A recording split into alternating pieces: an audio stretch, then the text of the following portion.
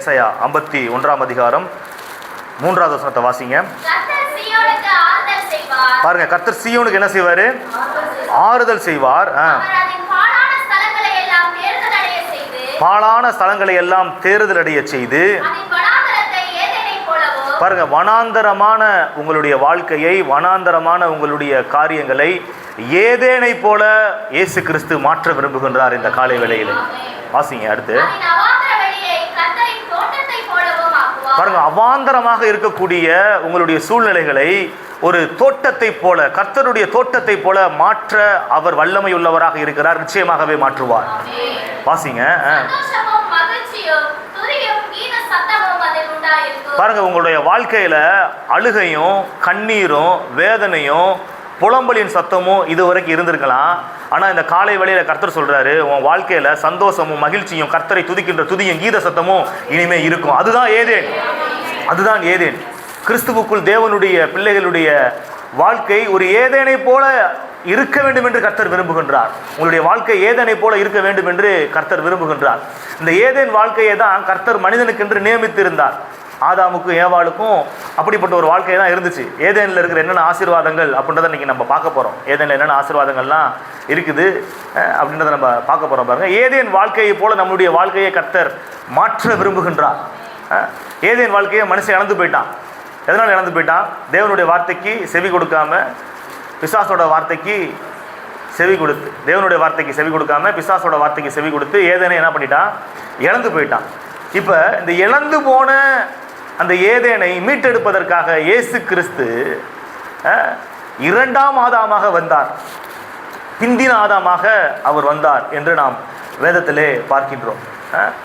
பாருங்க, இழந்து போனதை தேடவும் ரட்சிக்கவுமே மனுஷகுமாரன் வந்திருக்கின்றார் என்று வேதம் சொல்கின்றது. அப்போ அந்த இழந்து போன அந்த ஏதேன் வாழ்வை மீட்டெடுக்கும்படியாக, அதை மீட்டெடுத்து மனிதனுக்கு மறுபடியும் கொடுக்கும்படியாக, அந்த ஏதேன் போல ஒரு குடும்ப வாழ்க்கையை கர்த்தர் கொடுக்கும்படியாகத்தான் தன்னுடைய குமாரனை இந்த உலகத்திற்கு அனுப்பினார். குமாரன் இந்த உலகத்திற்கு அனுப்பினார். ஏதேனில் என்னென்ன இருந்துச்சு? ஏதேனில் தேவனோடு மனிதனுக்கு நல்ல ஒரு உறவு இருந்துச்சு. தேவனோடு மனிதனுக்கு நல்ல ஒரு உறவு இருந்துச்சு. தேவன் வர்றாரு, மனிதன் தேவன்கிட்ட பேசுகிறான், தேவனும் மனிதன்கிட்ட பேசுகிறார். நல்ல ஒரு உறவு, ஐக்கியம் இருந்துச்சு. ஏதேனில் என்ன இருந்துச்சு? அவங்களுக்கு ஒரு மகிமையின் சாயல், தேவனுடைய சாயல் அவர்களை மூடி இருந்தது. தேவனுடைய மகிமையின் சாயல் அவர்களை மூடி இருந்தது. தேவனுடைய மகிமையின் சாயல் அவர்களுக்கு இருந்தது. ஏதேனில் என்ன இருந்துச்சு? வளமான வாழ்க்கை, நல்ல எல்லா விதமான ஆசீர்வாதங்களும் அவங்களுக்கு இருந்துச்சு. எல்லா ஆசீர்வாதங்களையும் அனுபவிக்கத்தக்கதான ஒரு ரீதியிலே அவருடைய வாழ்க்கை இருந்துச்சு, வளமாக இருந்துச்சு. அடுத்து நலமாக இருந்துச்சு, எந்த வியாதியும் கிடையாது. ஏதேனில் ஏதாச்சும் வியாதி இருந்துச்சா? மனுஷனுக்கு எந்த வியாதியுமே இல்லை. அப்போ ஏதேனில் இப்படிப்பட்ட வாழ்க்கையெல்லாம் இருந்துச்சு. அந்த வாழ்க்கை தான் மனிதனுக்கென்று தேவன் நியமித்த வாழ்க்கை. அந்த வாழ்க்கையை மனுஷன் என்ன பண்ணிட்டான்? இழந்துட்டான். இந்த இழந்து போன ஏதேன் வாழ்வை மனிதனுக்கு திரும்பி கொடுக்கும்படியாக தான் கர்த்தராகிய இயேசு கிறிஸ்து இந்த பூமிக்கு வந்தார். அதற்காக தான் இன்னைக்கு சபையை வச்சிருக்கிறார். சியோனை தான் ஏதேனை போல என்ன பண்றாரு? மாத்துறார். சியோன் என்னன்னா தேவன் வாசம் செய்கின்ற இடம். தேவன் எங்க வாசம் செய்கிறாரோ அதுதான் சியோன். பாருங்க, எருசலேமில் இருக்கிற சியோனை மாத்திரம் அது குறிப்பிடப்படலை. இதில் சியோன் அப்படின்னாலே தேவன் வாசம் செய்கிற இடம். எங்கே தேவன் வாசம் செய்கிறாரு? சபையில தான் வாசம் செய்கிறார். இங்கே தான் வாசம் செய்கிறார். எங்கே 2-3 பேர் என் நாமத்தினாலே கூடியிருக்கிறீர்களோ அவர்கள் மத்தியில் நான் இருக்கிறேன்னு சொல்லியிருக்கிறார். அப்போ இதுதான் சியோன், சபை தான் சியோன். அப்போ சியோனை தான் ஏதேனை போல என்ன பண்ணுறாரு? மாற்றுகிறார். அப்போ சபைக்குள்ளே இருந்து தான் ஏதேன் வாழ்வு உங்கள் குடும்பத்துக்குள்ளே கடந்து போகுது. சபைக்குள்ளே இருந்து தான் ஏதேன் வாழ்வு உங்கள் தனிப்பட்ட வாழ்க்கையிலே கடந்து வருது. அப்போ சபை ரொம்ப முக்கியம். சபையில் தான் ஏதேன் வாழ்க்கையை கர்த்தர் என்ன பண்ணியிருக்கிறாரு? ஆரம்பித்து வைக்கிறார். இது ஆரம்பித்து ஒரு தனி மனிதனுடைய வாழ்க்கையில் ஆரம்பமாகும், அப்படி குடும்ப வாழ்க்கைக்குள்ளே அப்படியே போகும், அது சமுதாயத்தில் அப்படியே படர ஆரம்பிக்கும் ஒரு ஏதேன் வாழ்க்கை. பாருங்கள், ஏதேனில் என்னென்ன இருந்துச்சு அப்படின்றத நம்ம பார்க்க போகிறோம். ஏதேனில் ஃபஸ்ட்டு வாசிங்க, ஆதியாகமம் 3ஆம் அதிகாரம் 8வது வசனத்தை வாசிங்க. ஆதியாகமம்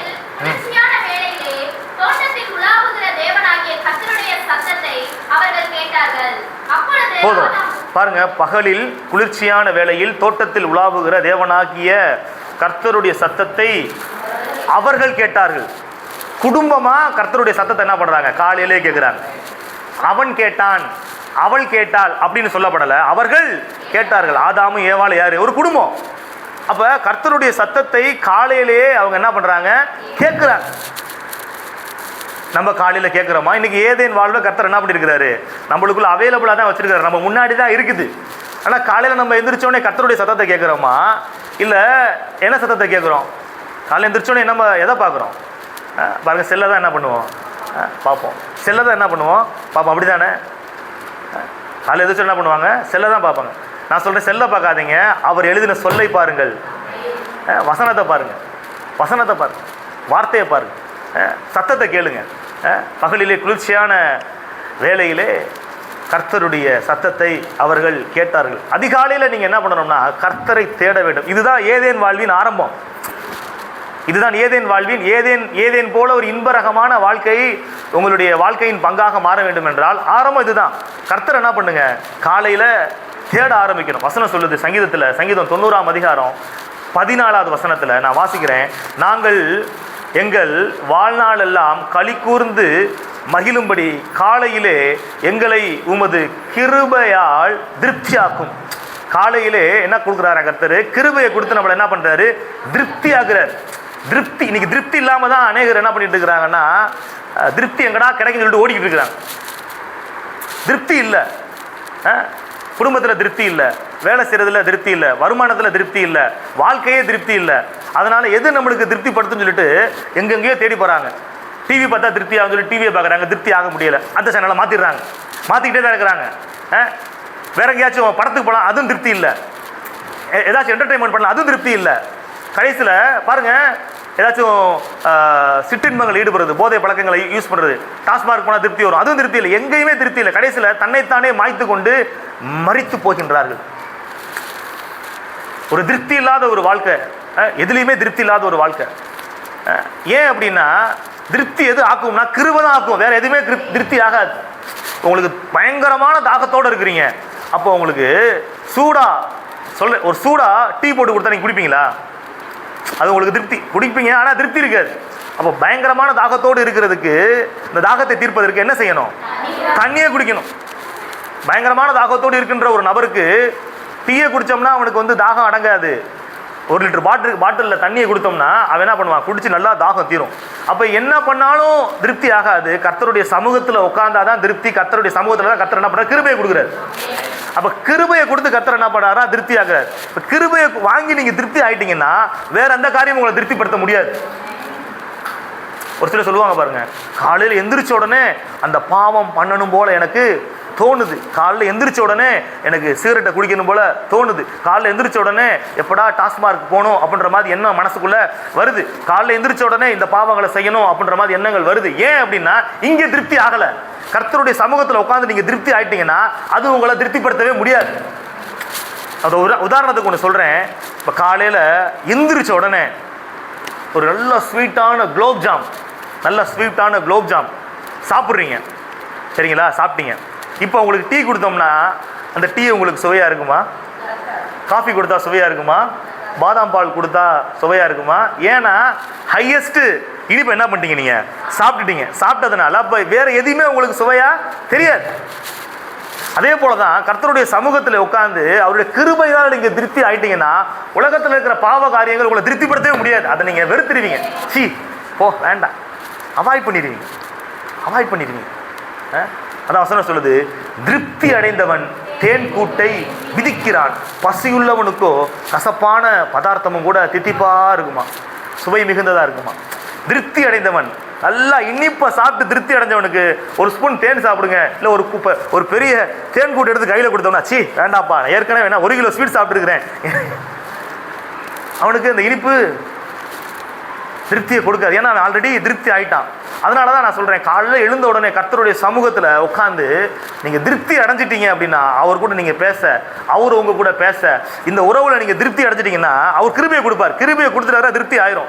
திருப்தி ஆகிட்டா அப்புறம் உலகத்தில் எந்த காரியமும் உங்களை திருப்திப்படுத்தவே முடியாது. இதுக்கு முன்னாடி ஒரு சில பாவ காரியங்களின் மீது உங்களுக்கு ஈர்ப்பு இருந்திருக்கும், இப்போ அந்த பாவ காரியங்கள் மீது உங்களுக்கு வெறுப்பு உண்டாகும். ஏன்னா கிருபையினால கர்த்தர் திருப்தி ஆக்கிடுவார். அப்போ கிருபையினாலே கர்த்தர் என்ன பண்ணுறாருன்னா திருப்தி ஆக்குகிறார். நான் ஏற்கனவே உதாரணம் சொன்னேன் பாருங்கள். நான் ஒரு கம்பெனியில் ஒர்க் பண்ணுற சமயத்தில் மார்க்கெட்டிங்லாம் போயிட்டு வருவோம். போயிட்டு வர்றப்ப ஆஃபீஸில் என்ன கொடுப்பாங்கன்னா சமோசாவும் டீயும் கொடுப்பாங்க. என்ன கொடுப்பாங்க? சமோசாவும் டீயும் கொடுப்பாங்க. எல்லோரும் சாப்பிடுவாங்க. எல்லாம் களைப்பாக வருவாங்க, நல்லா மார்க்கெட்டிங்லாம் பண்ணிவிட்டு எல்லாம் களைப்பாக வருவாங்க. அப்போ ஆளுக்கு 2-3 சமோசா என்ன பண்ணுவாங்க, சாப்பிட்டுட்டு டீ தான் குடிப்போம்.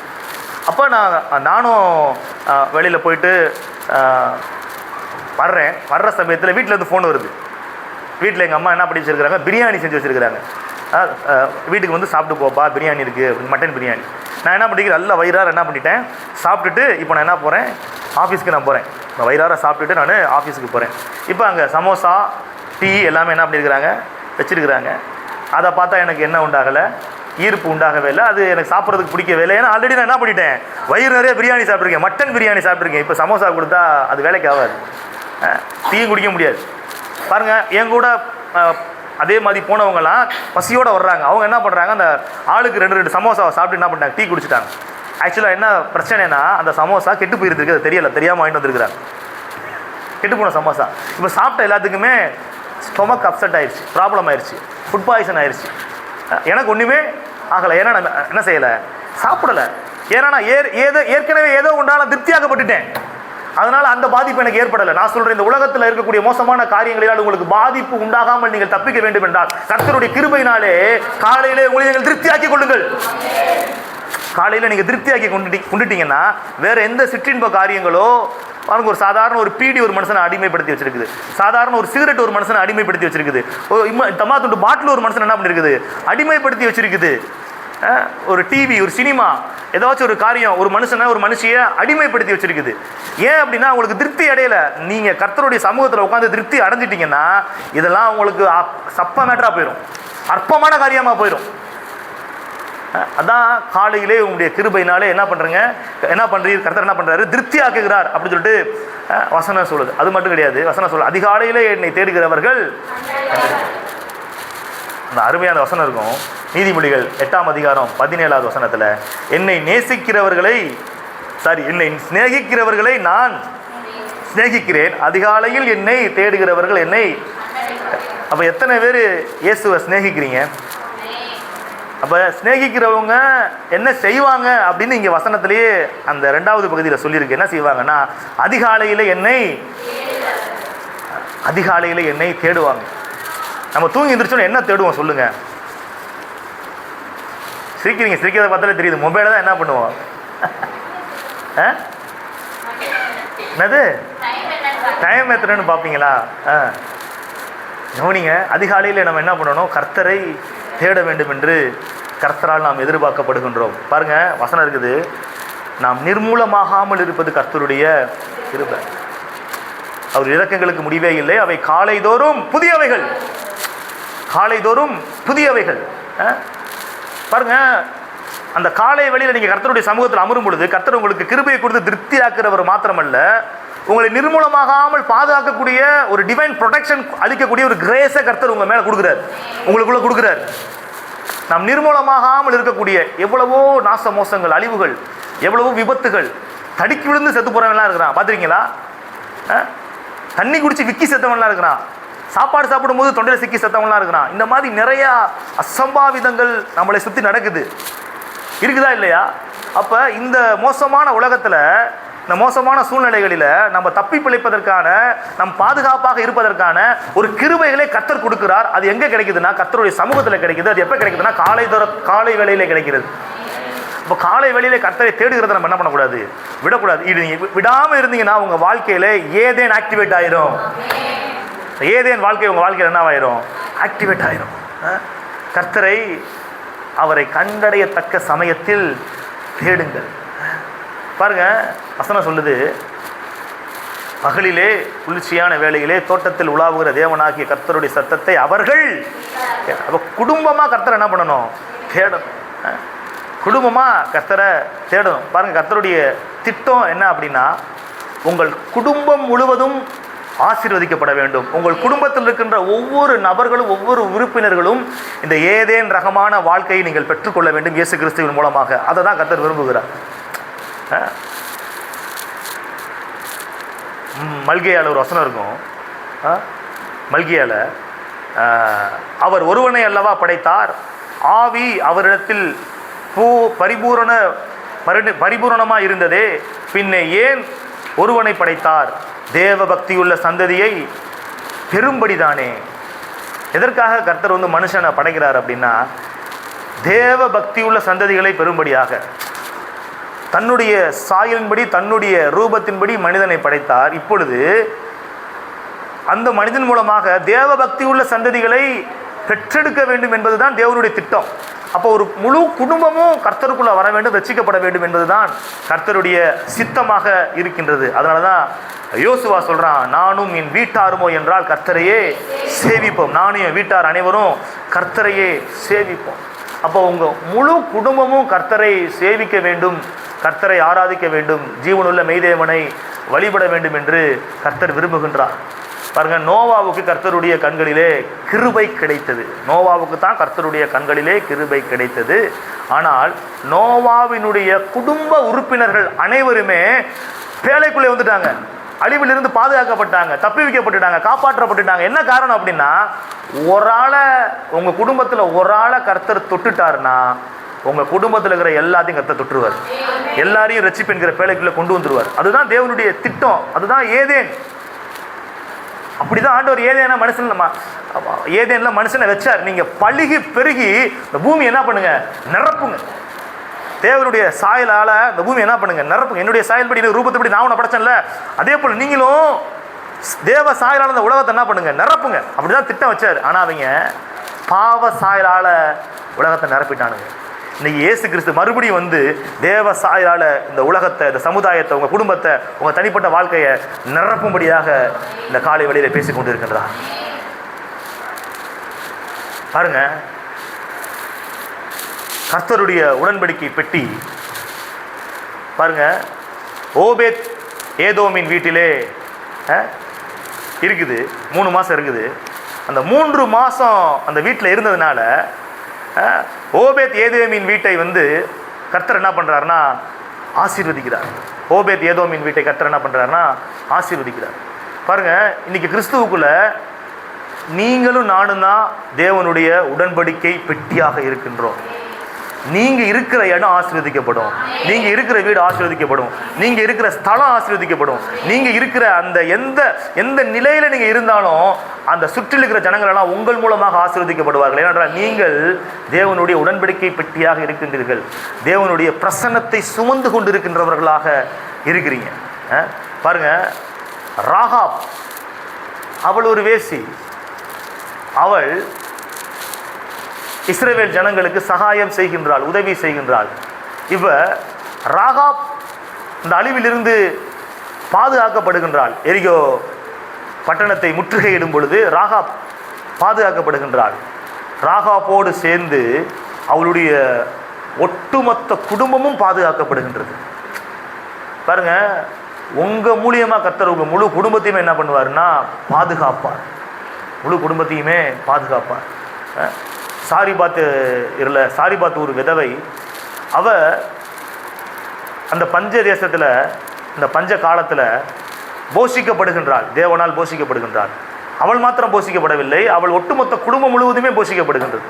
ஏன்? அவ எலியாவுக்கு என்ன பண்ணியிருக்கிறா, சகாயம், உதவி செய்தார். அதன் காரணமாக ஒட்டுமொத்த குடும்பத்தையுமே கர்த்தர் என்ன பண்ணுறாருன்னா போஷிக்கிறார். பாருங்க, கர்த்தர் உங்களை ஆசீர்வதிச்சார்னா உங்கள் மூலியமாக உங்கள் குடும்பத்தினர் அனைவரையுமே ஆசீர்வதிப்பார், உங்கள் சந்ததிகளை எல்லாம் ஆசீர்வதிப்பார், உங்கள் பரம்பரையாக உங்களை என்ன பண்ணுவார், ஆசீர்வதிப்பார். ஏனென்றால் அவர் 1000 தலைமுறைக்கு இரக்கத்தை காண்பிக்கின்ற தேவனாக இருக்கின்றார். கொர்னிலேயோ என்கிற மனுஷன், அவனுக்கு தான் சுவிசேஷம் பேதுரு மூலமாக பிரசங்கிக்கப்படுகின்றது. அந்த பிரசங்கத்தை கேட்க வந்திருந்த அந்த கொர்னிலேயோவோட உறவின் முறையார்கள், நண்பர்கள் அனைவருமே பரிசுத்தாவின் அபிஷேகத்தை பெற்றுக்கொண்டு தேவனுடைய பிள்ளைகளாக மாற்றமடைகின்றார்கள். கர்த்தர் லீதியாளுடைய இதயத்தை தான் திறக்கிறாரு. ஆனால் அடுத்து நீங்கள் வசனத்தை படித்து பார்த்தீங்கன்னா, இந்த லீதியாளுடைய குடும்பம் முழுவதுமே ஞானஸ்தானம் எடுக்கிறாங்க. நான் என்ன சொல்ல வரேன்னா, கர்த்தர் உங்களை தொட்டுட்டார்னா உங்க மூலியமா உங்க குடும்பத்தில் இருக்கிற ஒவ்வொருவரையும் தொடுவார். நீங்க ரட்சிக்கப்பட்டுட்டீங்கன்னா உங்க வீட்டில் இருக்கிற எல்லாரும் ரட்சிக்கப்படுவாங்க. ஏன்னா வசனம் சொல்லுது, கர்த்தராகிய இயேசு கிறிஸ்துவை விசுவாசி, அப்பொழுது நீயும் உன் வீட்டாரும் ரட்சிக்கப்படுவீர்கள், நீயும் உன் வீட்டாரும் ரட்சிக்கப்படுவீர்கள். ஏன்னா பரலோக ராஜ்யம் புளித்த மாவுக்கு ஒப்பாக இருக்கிறது. புளித்த மாவை என்ன பண்ணும்? எல்லாத்தையுமே புளிக்க வச்சிரும். எல்லாத்தையுமே புளிக்க வச்சிரும். நீங்கள் தான் புளித்த மாவா. இதுதான் ஏதேன். ஏதேன் என்னன்னா பழுகி பெருகக்கூடிய ஒரு வல்லமை ஏதேன் வாழ்க்கைக்குள்ளே இருக்கின்றது. இருக்கிற நிலைமையிலே அப்படி இருக்கிறது கிடையாது. அப்படியே மல்டிபிள் ஆகும். அப்படியே மல்டிபிள் ஆகும். 1000 மடங்கா, லட்சம் மடங்கா, கோடி மடங்கா பெருக ஆரம்பிக்கும். உங்களுடைய ஆசீர்வாதங்களை நான் சொல்லிக் கொண்டிருக்கின்றேன். உங்களுடைய சந்ததிகளின் பெருக்கத்தை நான் சொல்லிக் கொண்டிருக்கின்றேன். உங்களுடைய ஹெல்த்தை சொல்லிக்கிட்டு இருக்கிறேன். உங்களுடைய வெல்த்தை சொல்லிக்கிட்டு இருக்கிறேன். எல்லாமே இப்போ இருக்கிறது போலவே இருக்க போறதில்ல. 1000 மடங்கு, லட்சம் மடங்கு, கோடி மடங்கு அதிகமாகும். கர்த்தர் அப்படிப்பட்ட வாழ்க்கையை உங்களுக்கு வச்சிருக்கிறார். அதான் ஏதேன் வாழ்க்கை. அதான் ஏதேன் வாழ்க்கை. வசனம் சொல்லுது, நெகேமியா 9ஆம் அதிகாரம் 25வது வசனத்தில், அவர்கள் அரணான பட்டணங்களையும் கொழுமையான பூமியையும் கட்டிக்கொண்டு சகல விதமான உடைமைகள் நிறைந்த வீடுகளையும் வெட்டப்பட்ட துறவுகளையும் ஏராளமான திராட்சை தோட்டங்களையும் ஒலிவத்தோப்புகளையும் கனி கொடுக்கும் விருட்சங்களையும் சுதந்திரித்து கொண்டு புசித்து திருப்தியாகி கொளுத்து உம்முடைய தயவினால் செல்வமாய் எப்படி வாழ்ந்தாங்களா? புசித்து திருப்தியாகி கொளுத்து உங்களுடைய தயவினால் எப்படி வாழ்ந்தாங்களா? அவங்க எந்த பட்டணத்தையும் கட்டவே இல்லை. அவங்க எந்த வீட்டையும் கட்டவே இல்லை. எந்த விதமான ஒலிவ தோப்பையும் திராட்சை தோட்டத்தையும் அவங்க நட்டு வைக்கவே இல்லை. எந்த துறவையும் எந்த கிணறையும் அவங்க தோண்டவே இல்லை. எல்லாமே அவங்களுக்கு ஆல்ரெடி ரெடிமேடா ஆயத்தமா இருந்துச்சு. ஆயத்தமாக்கப்பட்டதை அவளுக்கென்று ஆயத்தமாக்கி வைக்கப்பட்டிருந்ததை குடும்பமா போய் சுதந்திரிச்சு கொண்டாங்க. நான் சொல்றேன், உங்களுக்கென்று ஆயத்தமாக்கப்பட்ட ஆசீர்வாதங்களை நீங்கள் குடும்பமாக சுதந்திரித்துக் கொள்வீர்கள். நீங்கள் கட்டாத வீடு, நீங்கள் தோண்டாத துறவு, நீங்கள் நட்டு வைக்காத திராட்சை தோட்டம், நீங்கள் பிரயாசப்படாததையும் கர்த்தர் உங்களுக்கு நிச்சயமாகவே கொடுத்து ஆசீர்வதிப்பார். அதுதான் ஏதேன் வாழ்வு. ஆதாம தேவன் படைத்த பொழுது அவன் போய் எனக்கு இந்த ஒவ்வொரு மரமா வாங்கி என்ன பண்ணல, ஒவ்வொரு கன்றுகளா கொண்டு வந்து நட்டு வைக்கல. அவன் போய் என்ன பண்ணல, கிணறு தோண்டல. அவனுக்கு எல்லாமே ஆயத்தமாக்கப்பட்டு இருந்துச்சு. எல்லாமே ரெடிமேடா என்ன பண்ணிருந்துச்சு, இருந்துச்சு. இருந்த பிறகுதான் அவனை ஏதேனுக்குள்ள வைக்கிறார். பாருங்க, உங்களுக்கென்று ஆயத்தமாக்கப்பட்ட ஆசீர்வாதங்கள் உங்களுக்காக இருக்கின்றது. ஒரு நாள் நீங்கள் நிச்சயமாக அதை சுதந்திரித்துக் கொள்வீர்கள். ஏன் அது வருகின்ற வாரமாக கூட இருக்கலாம். விசுவாசித்தீங்கன்னா நீங்கள் பெற்றுக்கொள்வீங்க. விசுவாசித்தால் தேவனுடைய மகிமை நிச்சயமாக நீங்கள் காண்பீர்கள்.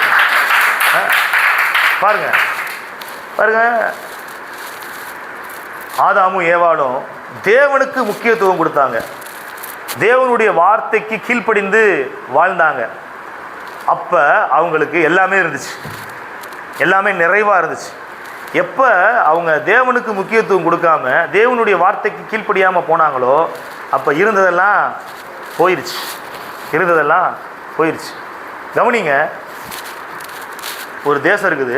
அந்த தேசத்துல ஒரு சில நன்மைகளை, ஒரு ஆசீர்வாதத்தை நம்ம பெற்றுக்கொள்ளணும் அப்படின்னா அந்த தேசத்தின் சட்டத்திட்டங்களுக்கு நாம் கீழ்ப்படிய வேண்டும். இன்றைக்கி நம்ம இந்திய தேசத்தில் இருக்கிறோம், தமிழ்நாட்டில் இருக்கிறோம். இப்போ கவர்மெண்ட்லேருந்து எல்லாத்துக்குமே 5000 ரூபா கொடுத்தாங்களா இல்லையா? கொடுத்தாங்க. எல்லார் அக்கௌண்ட்லேயும் 5000 ரூபா விழுந்துச்சா? இல்லை. ஏன் உழலை அப்படின்னா அப்ளை பண்ணாதவங்களுக்கு என்ன பண்ணலை, ஆனால் எல்லாத்துக்குமே கொடுக்கணும் அப்படின்னு சொல்லிட்டு தான் திட்டம் இருக்குது. ஒரு சில பேருக்கு என்ன ரேஷன் கார்டு கூட வாங்கவே இல்லை. ஒரு சிலருக்கு அக்கௌண்ட்டே இல்லை. அக்கௌண்ட்டே இல்லாதவங்க அக்கௌண்ட்டில் எப்படி பணம் விழுகும்? அப்போ உங்கள் அக்கௌண்ட்டில் பணம் விழுகணும்னா ஃபஸ்ட்டு உங்களுக்கு அக்கௌண்ட் இருக்கணுமா இருக்கக்கூடாதா? அப்போ சட்டத்திட்டங்களுக்கு கீழ்ப்படிந்தால்தான் அந்த அரசாங்கம் தரக்கூடிய சலுகைகளை நம்மளால் என்ன பண்ண முடியும்னா பெற்றுக்கொள்ள முடியும். ஃபார்மும் போய் கொடுக்க போகிறதில்ல, எதுவும் பண்ணுறதே இல்லை. இந்த மகளிர் உரிமை தொகைக்கு எதுவுமே செய்யவே இல்லை. அப்போ அதை நீங்கள் பெற்றுக்கொள்ள முடியுமா? பெற்றுக்கொள்ள முடியாது. அப்போ அந்த அனௌன்ஸ்மெண்ட் பண்ணுறப்ப அதை நம்ம என்ன பண்ணணும்னா அதுக்கு கீழ்ப்படிஞ்சு அதை நம்ம செய்யும் பொழுது, செயல்படும் பொழுது அந்த ஆசீர்வாதங்கள் நமக்கு கிடைக்குது. அதே போல் இப்போ நான் ஆசீர்வாதங்களும் உங்களுக்கு சொல்லிக்கிட்டு இருக்கிறேன். எவ்வளவோ ஆசீர்வாதங்கள் நான் சொன்னேன். அதை பெற்றுக்கொள்வதற்கு நீங்கள் உங்களை என்ன செய்து கொள்ள வேண்டும்? ஆயத்தப்படுத்தி கொள்ள வேண்டும். அக்கௌண்ட் இல்லாமல் அக்கௌண்ட்டில் பணம் வராது. அப்போ அக்கௌண்ட் என்ன பண்ணணும்? ஃபஸ்ட்டு ஓப்பன் பண்ணணும். பாருங்கள், அப்போ என்ன சொல்ல வர்றேன் அப்படின்னா ஆண்டவருடைய வார்த்தைக்கு கீழ்ப்படுகிறது தான் அந்த ஆசீர்வாதத்தை பெற்றுக்கொள்வதற்கான வழி. அதுதான் அக்கௌண்ட் ஓப்பன் பண்ணுற மாதிரி. ஆண்டவருடைய வார்த்தைக்கு நீங்கள் கீழ்ப்படிஞ்சிக்கிட்டே இருந்தீங்கன்னா உங்களுடைய ஆசீர்வாதங்கள் உங்களுடைய அக்கௌண்ட்டில் விழுந்துக்கிட்டே இருக்கும். ஏதேனில் என்னென்ன ஆசீர்வாதங்கள் இருந்துச்சு? ஃபஸ்ட் என்ன பார்த்தோம்? தேவனுடைய பிரசன்னம் இருந்துச்சு. தேவனுடைய சத்தத்தை அவங்க கேட்டாங்க. எடுத்து வாசிங்க. ஆதியாகமம் ஆதியாகமம் 1ஆம் அதிகாரம் 29வது வசனம். பின்னும் தேவன், இதோ பூமியின் மேலெங்கும் விதை தரும் சகலவித பூண்டுகளையும் விதை தரும் கனிமரங்களாகிய சகலவித விருட்சங்களையும் உங்களுக்கு கொடுத்தேன். அவைகள் உங்களுக்கு ஆகாரமாய் இருக்க கடவுது. பாருங்க, சாப்பாட்டுக்கு குறைவே இல்லாத ஒரு வாழ்க்கைக்கு தான் ஏதேன் வாழ்க்கை என்று பெயர். சாப்பாட்டுக்கு குறைவே இல்லை, சாப்பாட்டுக்கு குறைவே இல்லாத ஒரு வாழ்க்கை. வசனம் சொல்லுது, சிங்கக்குட்டிகள் தாழ்ச்சி அடைந்து பட்டினியாயிருக்கும், கர்த்தரை தேடுகிறவர்களுக்கோ ஒரு நன்மையும் குறைவுபடாது. ஒரு நன்மையும் குறைவுபடாது. ஒரு நன்மை கூட உங்க வாழ்க்கையில குறைவா இருக்கவே கூடாது. எல்லா நன்மைகளும் நிறைந்த ஒரு நலமான வளமான வாழ்க்கையாக இருக்க வேண்டும் என்றுதான் கர்த்தராகிய இயேசு கிறிஸ்து விரும்புகின்றார். அப்ப இங்க பார்க்குறோம், சகல விருட்சத்தின் கனிகளையும் நீங்கள் என்ன பண்ணலாம், புசிக்கலாம், அது உங்களுக்கு ஆகாரமாய் இருக்க கடவுள். எல்லாத்தையும் வச்சுட்டாரு. எல்லா நன்மைகளும் இருக்குது, எல்லா பழங்களும் இருக்குது, விதவிதமான பழங்கள்லாம் இருக்குது, எது வேணாலும் நீ சாப்பிட்டுக்கலாம். எல்லா நன்மைகளும் என்ன பண்ணுறாரு, வைக்கிறார். இன்னைக்கு கர்த்தர் உங்களுடைய வாழ்க்கையிலையும் அப்படி தான் வைக்க விரும்புகின்றாரு. அது இல்லையே, இது இல்லையே, அந்த நன்மை இருந்தால் நல்லா இருக்குமே, இந்த ஆசீர்வாதம் இருந்தால் நல்லா இருக்குமே, அது அவங்களுக்கு இருக்குதே, இது இவங்களுக்கு இருக்குதே, எனக்கு இல்லையே, எனக்கு முன்னாடி வந்தவங்கெல்லாம் அதை பெற்றுக்கொண்டுட்டாங்களே, எனக்கு பின்னாடி போனவங்கெல்லாம் அதை சுதந்திரிச்சிட்டாங்களே, ஆனால் நான் இன்னும் அப்படியே தான் நான் இருக்கிறேன், என் வாழ்க்கையில் முன்னேற்றமே இல்லையே, அந்த நன்மையை நான் அனுபவிக்கவே இல்லையே. நீங்கள் எதெல்லாம் ஏங்கிக்கிட்டு இருக்கிறீங்களோ அந்த ஏங்குகிற நன்மையெல்லாம் கர்த்தர் நிச்சயமாகவே கொடுப்பார். அது ஏதேனுக்குள் கர்த்தர் வைத்திருக்கின்றார், அது இயேசு கிறிஸ்துவுக்குள் வைத்திருக்கின்றார். எல்லா நன்மைகளையும் அவர் வச்சிருக்கிறார். எல்லா நன்மைகளையும் அவர் வச்சிருக்கிறார். பாருங்க, கர்த்தரை தேடுகிறவர்களுக்கோ ஒரு நன்மையும் குறையப்படாது. வசனம் சொல்லுது, கர்த்தரை நம்புகிறவனோ செழிப்பான். மெய்யான தெய்வமாகிய கர்த்தராகிய இயேசு கிறிஸ்துவை நம்புகிறவர்கள் செழிப்பார்கள். ஏனென்றால் அவர் உங்களுடைய தரித்திரத்தை கல்வாரி சிலுவையிலே சுமந்து உங்கள் தரித்திரத்திற்கு முடிவை கட்டி வைத்திருக்கின்றார். இன்னைக்கு அநேகருடைய வாழ்க்கையில தரித்திரம் தாண்டவம் ஆடுது. தரித்திரம் தாண்டவம் ஆடுது. நல்லா கை நிறைய சம்பாதிக்கிறாங்க, ஆனால் சம்பாதிக்கிறது எதுவுமே கையில் நிற்கிறதே இல்லை. ஓட்டப்பையில போட்ட மாதிரி என்ன பண்ணுது, எல்லாமே வேஸ்ட்டாக விரயமாகுது.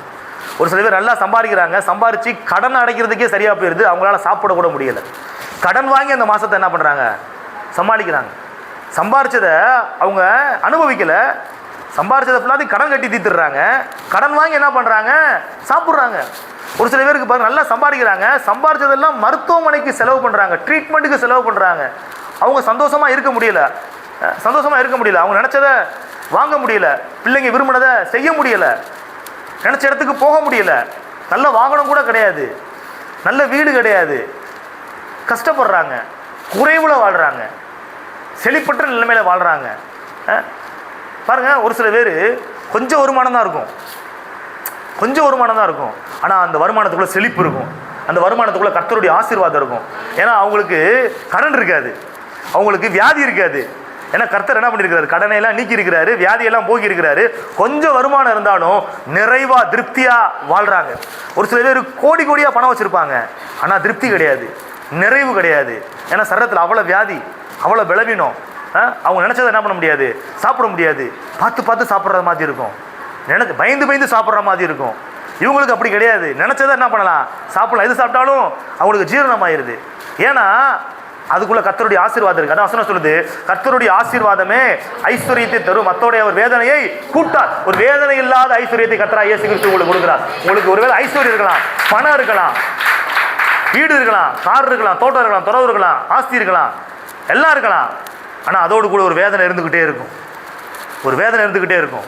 ஆனால் நான் சொல்கிறேன், நான் சொல்கிற கர்த்தர் கொடுக்குற அந்த ஆசீர்வாதம் என்னன்னா, வேதனை இல்லாத ஒரு ஆசீர்வாதம், வேதனை இல்லாத ஒரு ஐஸ்வர்யம், அதை கொடுக்குறாரு. வேதனையே இல்லை. சம்பளம் வாங்கினோடனே ஒரு பயம் வரும், பதட்டம் வரும். கையில் பணம் வந்தோடனே ஒரு பயம், ஒரு பதட்டம் வரும். என்ன வரும், எப்படி இந்த கடனை அடைக்க, எப்படி வாடகை கட்ட, எப்படி ஃபீஸ் கட்ட, இவ்வளோதான். இது அடுத்து நம்ம மளிகை ஜாமான் வாங்கி போடணுமே, இப்படி லிஸ்ட்டு போட்டு ஒரு நெருக்கத்தில், ஒரு குறைவில் வாழக்கூடிய ஒரு நிலைமை. பாருங்க, இந்த குறைவையெல்லாம் கர்த்தராகிய இயேசு கிறிஸ்து நிறைவாக்குகின்றவராக இருக்கிறார். ஏனென்றால் உங்களுக்காக அவர் கல்வாரி சிலுவையிலேயே தரித்திரரானார். உங்களை ஐஸ்வர்யவான்களாக மாற்றும்படியாக.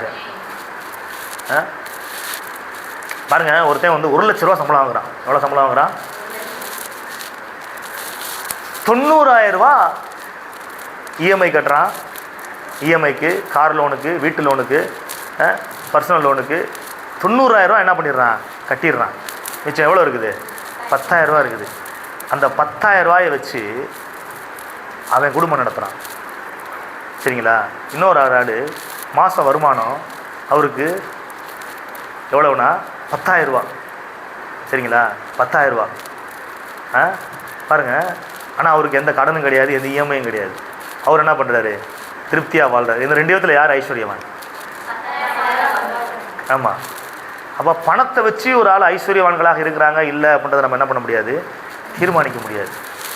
அவங்களுடைய தேவைகள், கன்சியூம் ஆகிற விதங்கள், அவருடைய நுகரும் தன்மைகள், இதை வச்சு தான் ஒருத்தவங்க ஐஸ்வர்யவானாக இருக்கிறாங்களா, ஐஸ்வர்யம் இல்லாமல் இருக்கிறாங்களா அப்படின்றத நம்ம கணிக்க முடியும், பார்க்க முடியும். எல்லாம் இருந்து நிம்மதி இல்லை, எல்லாம் இருந்து சமாதானம் இல்லை அப்படின்னா அவங்க தரித்திரத்தில் இருக்கிறாங்க. ஆனால் வசனம் சொல்லுது, கர்த்தரை தேடுகிறவர்களுக்கோ ஒரு நன்மையும் குறைவு படாது. நான் சங்கீதக்காரன் சொல்கிறான், நான் இளைஞனாக இருந்தேன், முதிர் வயது உள்ளவனும் ஆனேன், ஆனாலும் நீதிமான் கைவிடப்பட்டதையும் அவன் சந்ததி அப்பத்துக்கு இறங்கி திரிந்ததை நான் கண்டதே கிடையாது. அப்பத்துக்காக, சாப்பாட்டுக்காக நீதிமானுடைய பிள்ளைங்க, இயேசு கிறிஸ்துவனுடைய பிள்ளைங்க கஷ்டப்பட்டதை நான் பார்த்ததே கிடையாது அப்படின்னு சொல்கிறான் பாருங்க. தாவீது சொல்கிறான் பாருங்க. அப்போ நீங்களாம் யார் கிறிஸ்துவுக்குள்ள நீதிமானாக இருக்கிறோம். நீதிமானா யாருன்னா இயேசு கிறிஸ்துவின் ரத்தத்தினாலே கழுவப்பட்டவர்கள், இயேசு கிறிஸ்துவை ஆண்டவராக இரட்சகராக ஏற்றுக்கொண்டவர்கள் நீதிமான்களாக இருக்கின்றோம். கர்த்தரை தேடுகிறவர்களுக்கு ஒரு நன்மையும் குறைவு படாது, குறைவு படாது. அப்போ கர்த்தரை தேடணும். கர்த்தரை தேடும் பொழுது தான் குறைவுபடாது. இப்போ எங்கே தேடணும் கர்த்தரை சொல்லுங்கள்? அவர் சமூகத்தில் தேடணும். கர்த்தர் எங்கே இருக்கிறாரு? சமூகத்தில். கர்த்தர் தேவ ஆலயத்தில் இருக்கிறார், வசனத்தில் இருக்கிறார், வார்த்தையில் இருக்கிறார். இங்கே தான் கர்த்தரை தேடணும். இங்கே என்னுடைய சாவியை போட்டுட்டு நான் அங்கே போய் தேடுனா சாவியை கண்டுபிடிக்க முடியுமா? ஏன்னா போட்ட இடத்துல தான் என்ன பண்ணணும்? தேடணும். அப்போ படைத்தவரை விட்டு படைப்புகளிடத்திலே போய் கர்த்தரை தேடினால் தென்படுவாரா? அப்போ படைத்தவர் யாருன்னு நான் அறிவித்து கொண்டிருக்கின்றேன். உங்களை சிருஷ்டி கர்த்தர் யார் என்று உங்களுக்கு நான் போதித்து கொண்டிருக்கின்றேன். அவருடைய சமூகத்திலே வந்து அவரை தேடும் பொழுது உங்களுக்கு ஒரு நன்மையும் குறையப்படாது. நீங்கள் வேறு எங்கே போய் தேடினாலும் அந்த வார்த்தை உங்கள் வாழ்க்கையில் நிறைவேறாது. நீங்கள் சர்ச்சுக்கு வந்து ஆண்டவரை தேடினா தான் கிடைக்கும். வேறு எந்த புண்ணிய ஸ்தலத்திற்கோ, வேறு எந்த ஒரு வேறு ஏதோ ஆலயத்திற்கோ நீங்கள் போனீங்கன்னா கண்டுபிடிக்க முடியாது கர்த்தரை. தேவனுடைய ஆலயத்திலே இயேசு கிறிஸ்துவின் நாமத்தில் உயர்த்தப்படுகின்ற இந்த இடத்திலே உங்களை சிருஷ்டித்த, உங்களை படைத்த உங்களுடைய பரம தகப்பனை நீங்கள் தேடுகிற விதத்திலே, கண்டடையத்தக்க இடத்திலே, கண்டடையத்தக்க சமயத்திலே தேடும் பொழுது நிச்சயமாகவே உங்களுக்கு அவர் தென்படுவார். உங்களுடைய வாழ்க்கையிலே எந்த குறையும் இல்லாமல் அவர் உங்களை ஆசீர்வதிப்பார். எந்த குறையும் இல்லாமல் உங்களை ஆசீர்வதிப்பார். கர்த்தரை தேடுகிறவர்களுக்கோ ஒரு நன்மையும் குறைவுபடாது. அது மட்டும் கிடையாது. வசனம் சொல்லுது, மனுஷன் அப்பத்தினால் மாத்திரமல்ல தேவனுடைய வாயிலிருந்து புறப்படும் ஒவ்வொரு வார்த்தையினாலும் பிழைப்பான். சாப்பாட்டை மட்டும் அவர் கொடுக்கறது கிடையாது. உங்கள் சரீரத்திற்கு ஏற்ற சாப்பாடு, ஆகாரத்தை மட்டும் அவர் கொடுக்கிறவர் கிடையாது. உங்களுடைய ஆத்மாவுக்கும் ஆவிக்கும் ஏற்ற வசனம் என்கிற ஆகாரத்தையும் அவர் கொடுக்கின்றவராக இருக்கின்றார். இந்த ஆகாரத்தையும் கொடுக்கிறார், இந்த ஆகாரத்தையும் கொடுக்கிறார். சகல விருட்சத்தின் கனிகள் அப்படின்னா அது ஆவி ஆத்மா சரீரத்திற்கு ஏற்றதான ஒரு போசிப்பு. அதை கர்த்தர் இயேசு கிறிஸ்து கொடுக்கிறார். எப்படி கொடுக்கிறார்னா வார்த்தையின் வழியாக கொடுக்கிறார். இதுதான் சகல விருட்சத்தின் கனிகள், இதுதான் சகல விருட்சத்தின் கனிகள். இதற்குள்ள எல்லா விதமான ஆசீர்வாதங்களும் அடங்கி இருக்கிறது. உங்களுடைய வாழ்க்கையில் என்னென்ன ஆசீர்வாதம் உங்களுக்கு தேவை? உங்களுக்கு பாவ மன்னிப்பு வேண்டுமா? இதுக்குள்ளே இருக்குது. உங்களுக்கு பரிசுத்த வாழ்வு வேணுமா? இதுக்குள்ளே இருக்குது. உங்களுக்கு அடிமைத்தனத்திலிருந்து விடுதலை வேணுமா? இதுக்குள்ளே இருக்குது. உங்களுக்கு ஐஸ்வர்யம் வேணுமா? இதுக்குள்ளே இருக்குது. உங்களுக்கு ஆரோக்கியம் வேணுமா? இதுக்குள்ளே இருக்குது. உங்களுக்கு சமாதானம் வேணுமா? இதுக்குள்ளே இருக்குது. உங்களுக்கு சந்தோஷம் வேணுமா? இதுக்குள்ளே இருக்குது. எல்லா ஆசீர்வாதங்களும் இதுக்குள்ளே தான் இருக்குது. இதுதான் சகல விருட்சத்தின் கனி, சகல விருட்சத்தின் கனி. இதை நம்ம தெரியாமல் இருக்கக்கூடாது. பாருங்கள், ஒரு பட்டணத்திலேருந்து இன்னொரு பட்டணத்துக்கு, ஒரு சிட்டிலேருந்து இன்னொரு சிட்டிக்கு ஒரு மனுஷன் வந்து கப்பலில் பிரயாணம் பண்ணுறதுக்காண்டி போகிறான். கம்பெனிலேருந்து அவனை கூப்பிட்டுருக்குறாங்க. கப்பலுக்கு டிக்கெட் என்ன பண்ணிட்டாங்க? எடுத்துட்டாங்க. ஒரு சிட்டிலேருந்து இன்னொரு சிட்டிக்கு ஒரு தொழில் நிமித்தமாக, அவன் வேலை செய்கிற அந்த வேலை நிமித்தமாக, அந்த அலுவல்கள் நிமித்தமாக இன்னொரு இடத்துக்கு கூப்பிட்டுருக்குறாங்க. இன்னொரு சிட்டிக்கு அவன் போகிறான்.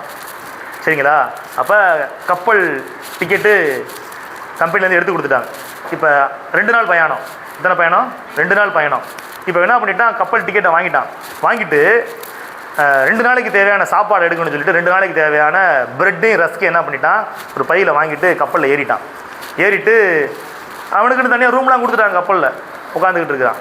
இப்போ 2 நாளாக உட்காந்து என்ன பண்ணியிருக்கிறான், வெறும் பிரெட்டாக என்ன பண்ணிட்டு இருக்கிறான், சாப்பிட்டுட்டே இருக்கிறான். 2 நாள் முடிஞ்சிருச்சு. 2 நாள் முடிஞ்சு இப்போ கப்பலை விட்டு இறங்குறான். இறங்கும் போது எப்படி இறங்குவான், பிரெட்டாக சாப்பிட்டா எப்படி இருக்கும், டயர்டாகி மயங்கி கப்பலை விட்டு இறங்கும் போதே கீழே பொத்துன்னு மயங்கி விழுந்துட்டான். அப்புறம் அவன் கூட அந்த அந்த அந்த அந்த நாட்டில் அந்த பட்டணத்தில் இருக்கிற அவன் அந்த ஆஃபீஸில் இருக்கிறவங்களாம் அவனை டேக் கேர் பண்ணி தண்ணி தெளிச்சு, என்னப்பா ஏன் இப்படி மயங்கி விழுகிற அப்படின்னா, 2 நாளாக சரியாக சாப்பிடலைங்க. 2 நாளாக சரியாக சாப்பிடலையா? ஏன் சாப்பிடலை? நான் கொண்டு வந்த பிரெட்டெல்லாம் நாளே காலி ஆயிடுச்சு, ஒரு நாள் ஃபுல்லும் பட்னியாக வந்தேன், அதான் மயங்கி விழுந்துட்டேன். மயங்கி விழுந்துட்டியா? இங்கே டிக்கெட் எடு அப்படின்னு சொல்லிட்டு பார்த்தா டிக்கெட்டில் போட்டிருக்கு travel and food and accommodation பெய்டுன்னு போட்டிருக்குது. ஃப்ரீ. அதாவது ட்ராவல் பண்ணுறதுக்கும் ஃபுட்டுக்கும் அக்காமடேஷன் தங்குறதுக்கும் எல்லாத்துக்குமே ஃப்ரீன்னு போட்டிருக்கு. அது நீ படிக்கலையா? அதை நீ பார்க்கலையா? நீ பாட்டுக்கு வாங்கி பைக்கெட்டில் வச்சுட்டு பிரெட்டை தந்துக்கிட்டு இருக்கிற. ட்ராவல் பண்ணிக்கிட்டே உள்ளே போய் என்ன பண்ணலாம், அங்கே பெரிய டைனிங் ஹால் இருக்குது, அங்கே அங்கே பொஃபே சிஸ்டம் இருக்குது, உனக்கு தேவையான எல்லா விதமான ஆகாரங்கள் இருக்குது, நல்லா திருப்தியாக நல்லா சாப்பிட்டு தெம்பா நீ வரலாமே. நீ ஏன் இப்படி சொனங்கி மயங்கி கீழே விழுகிற அளவுக்கு இப்படி வந்துருக்க சாப்பிடாம கொள்ளாமல் அப்படின்னா அதை என்ன பண்ணலை, எடுத்து படிக்கவே இல்லை. படிக்காதனால இப்படி கஷ்டப்பட்டு கீழே விழுந்தான். நான் சொல்கிறேன், சகல விருட்சத்தின் கனிகளும் சகல விதமான ஆசீர்வாதங்களும் இதுக்குள்ளே இருக்குது. இது நீங்கள் படிக்க படிக்க படிக்க படிக்க என்னென்ன நன்மைகள் உங்களுக்கு கொடுக்கப்பட்டிருக்கிறத நீங்கள் அறிந்து கொள்வீங்க. அறிந்து கொண்டதை நீங்கள் அனுபவிப்பீங்க. அனுபவிச்சு ஆசீர்வாதமாக இருப்பீங்க. ஷேர் கொடுங்க அம்மா. பாருங்க, ஏதேனில் அடுத்த ஒரு ஆசீர்வாதம் இருந்துச்சு. என்ன ஆசீர்வாதம்னா, எடுத்து வாசிங்களேன். ஆதியாகமம் 2ஆம் அதிகாரம் 8வது வசனம். ஆதியாகமம் 2ஆம் அதிகாரம் 8வது வசனம்.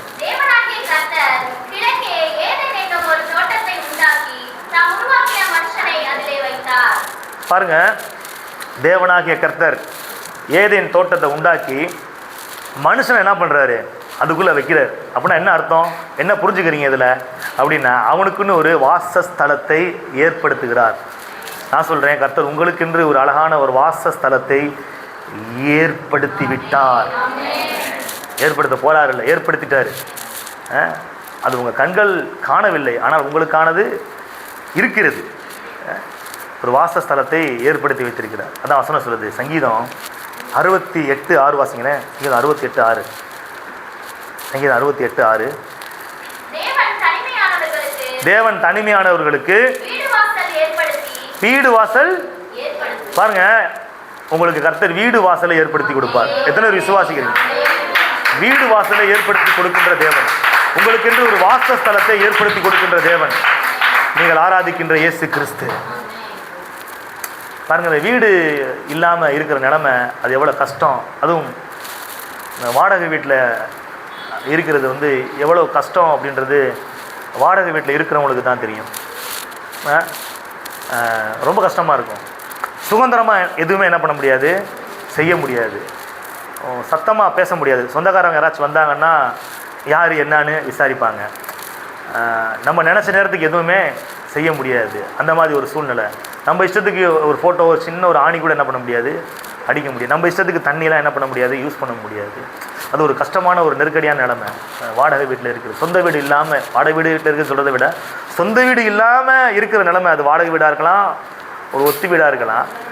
எப்படிப்பட்ட நிலைமையில் இருந்தாலும் அது ரொம்ப ஒரு ஒரு கஷ்டமான ஒரு ஒரு காரியமாக இருக்கும். பாருங்க, கர்த்தர் சொல்கிறாரு, நான் வீடு வாசலை ஏற்படுத்தி கொடுக்கின்ற தேவன். நான் வீடு வாசலை ஏற்படுத்தி கொடுக்கின்ற தேவன்.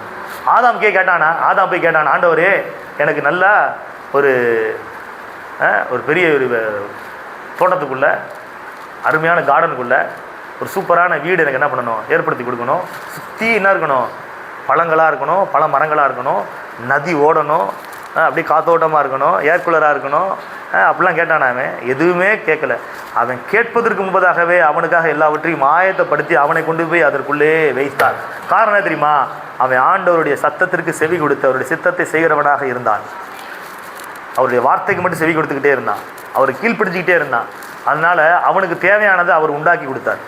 நீங்களும் ஆண்டவருடைய வார்த்தைக்கு கீழ்ப்படிஞ்சு இருந்தீங்க அப்படின்னா உங்களுக்கு தேவையானது நிச்சயமாகவே உங்களை வந்து சேரும். நீங்கள் கீழ்ப்படியாமல் இருக்கிறதுனால தான் அது கிடைக்க மாட்டேங்குது. கீழ்ப்படியாமல் இருக்கிறதுனால கிடைக்கும், ஆனால் லேட்டாக கிடைக்கும். பாருங்கள், 14 இருந்து 15 நாள் பயணம்தான் இது எகிப்திலிருந்து கானான் தேசத்திற்கு போகின்ற அந்த பயணம். ஆனால் இவங்க கீழ்ப்படியாமை நிமித்தம் 40 வருஷம் சுற்றுறாங்க வனாந்தரத்தை. ஏன் இவ்வளோ சுத்து அப்படின்னா கீழ்ப்படியலை. ஆனால் கீழ்ப்படிஞ்சு அப்படி ஆண்டவரே பேசும் அடியேன் கேட்கிறேன், உங்களுடைய வார்த்தைக்கு அப்படியே நான் அடிபடுகின்றேன் கீழ்ப்படிஞ்சு நடந்தாங்கன்னா 15 நாளுக்குள்ளே போயிருக்கலாம், கானானுக்குள்ளே போயிருக்கலாம். நான் சொல்கிறேன், கர்த்தர் உங்களுக்கு வீடு வாசலை ஏற்படுத்தி வைத்திருக்கின்றார். நீங்கள் ஆண்டவருடைய வார்த்தைக்கு அப்படியே கீழ்ப்படியுங்கள். உங்களுக்கென்று ஆயத்தமாக்கப்பட்டதை நீங்கள் நிச்சயமாகவே அனுபவிப்பீர்கள், பெற்றுக்கொள்வீர்கள். வீடு வாசல் ஏற்படுத்தி தருகின்ற கர்த்தர் வீட்டை கட்டாராகில் அதை கட்டுகிறவர்களின் பிரயாசம் விருதா. கர்த்தர் வீட்டை கட்டுறாராம். கர்த்தர் வீட்டை என்ன பண்ணுறாரு? கட்டி கொடுக்குறாரு. பாருங்க, ஒரு வசனம் எடுத்து வாசிங்களேன். சங்கீதம் 112 1, 2, 3 வாசிங்க.